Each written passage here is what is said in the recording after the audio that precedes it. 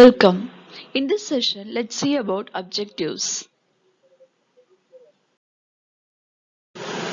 Here, we are going to see about what is objective, how to set objective, what are the types of objectives, policies, what is the planning premises, and what are the types of planning premises. First, let's see about objective. Objective are goals established to guide the activities of the enterprise. So the different terms used to refer objective are purposes, missions, goals or targets.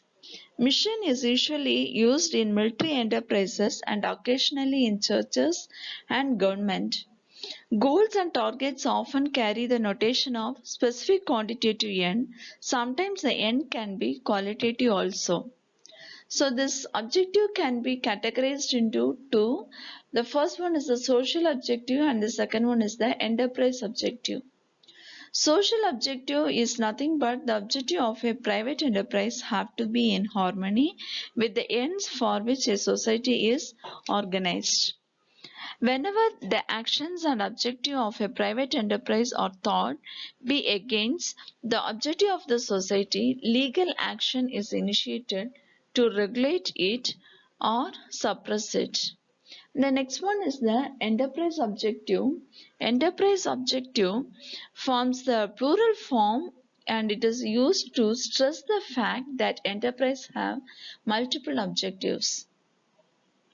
So different types of objectives in enterprise are it can be market standing, innovations, productivity, physical and financial resources, profitability, manager performance and development, worker performance and development, and the public responsibility. For each area or function that company identify and necessary for survival, there has to be an objective. So let's see about how to set the objectives. So the objectives describe something that has to be accomplished. Uh, Objectives are goals define what organizations, functions, departments and individuals are expected to achieve over a period of time. Objective setting those results in an agreement on which the role holders has to achieve is an important part of the performance management process of defining and managing expectations and forms the point of reference for performance reviews. Let's see what are the principles to be followed in setting objectives. So the objectives have to be practically achievable. The organization must be able to do something to achieve each objective that it has set. The objective have to support the enterprise purpose and its contribution to the customer. If long range objectives and short range objectives are specified, there must be integral relationship between them. At various points of time, prioritization among objectives may be required. Objectives have to be specific and actionable and verifiable. Objectives have to plan their result of planning process or activity. Objectives have to be communicated to those charged with building plans to meet them.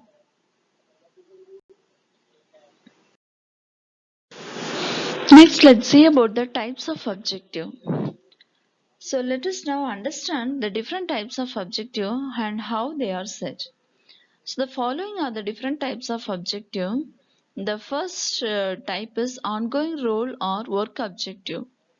All roles have built-in objectives which may be expressed as key result areas in a role profile. A key result area shows us what the role holder is expected to achieve in this particular aspect of the role. For example, identify database requirement for all projects that require data management in order to meet the needs of internal customers. The key result area statement should contain an indication of not only what has to be done but also why it has to be done.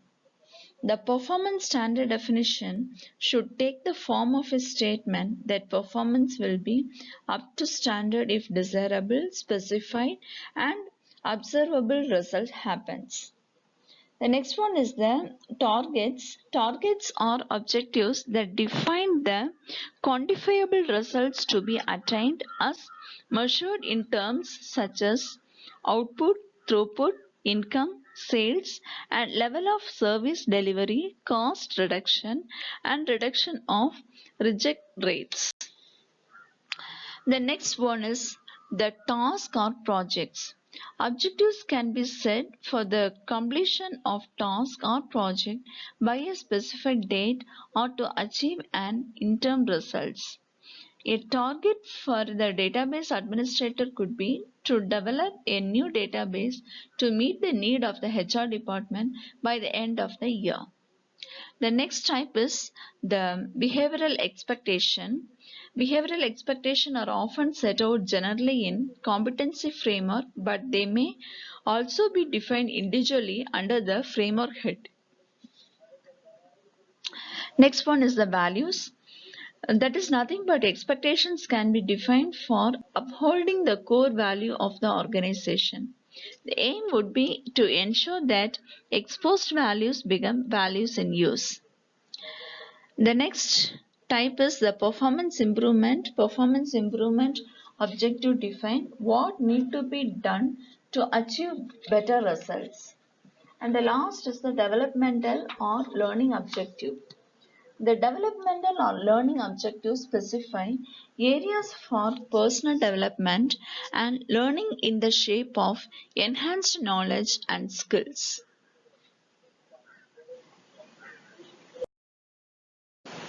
Next, let's see about policies. Policies are generic statements which are basically a guide to channelize energies towards a particular strategy. It is an organization's general way of understanding, interpreting, and implementing strategies. Like, for example, most companies have a return policy or recruitment policy or pricing policy, etc. Policies are made across all levels of management, from major policies at the topmost level of minor policies. The managers need to form policies to help the employees navigate a situation with predetermined decisions. They also help employees to make decisions in unexpected situations. Planning premises. According to Hoons, planning premises are identified as the anticipated environment in which plans are expected to operate. According to Gupta, planning premises are the critical factors which lay down the boundary for planning. Premises are the assumptions of the future environment on which plans to be carried out. Premises are anticipated environment. It is to forecast sales volume, cost, political and legal environment, technological change, availability of labor, etc. Premises are important because they give important information about future to managers.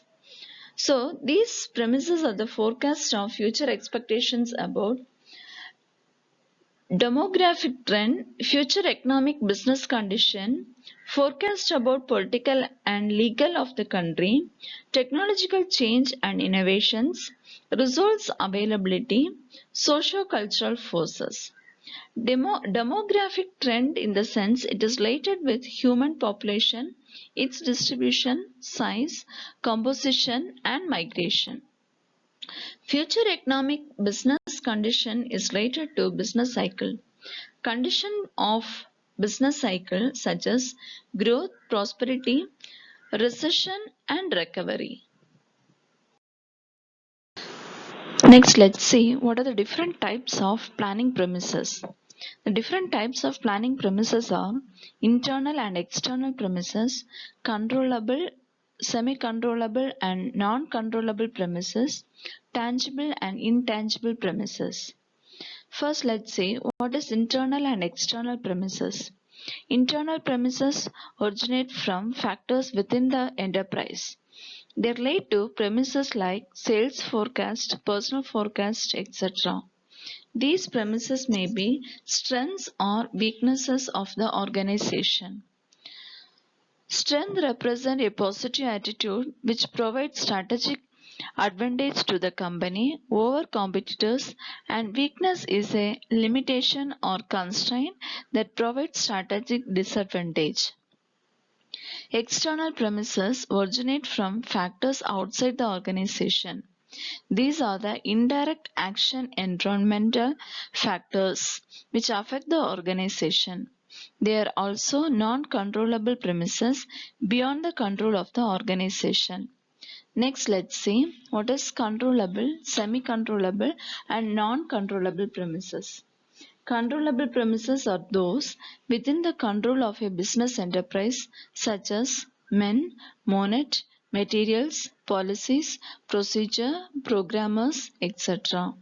They can be controlled by a business enterprise to ensure better sales of its products. Semi-controllable premises are those which can be partially controlled by a business enterprise like labor position on the market.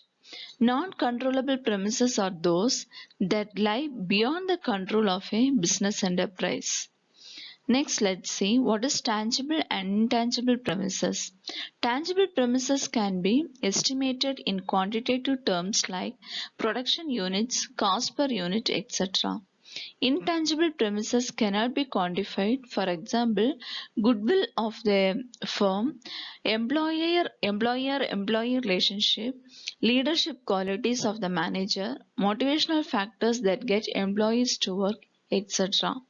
So, here in this session, we have seen about what is objective, what are the types of objective, how to set the objective, what is policies, what is planning premises, and what are the different types of planning premises. Hope you would have enjoyed this session.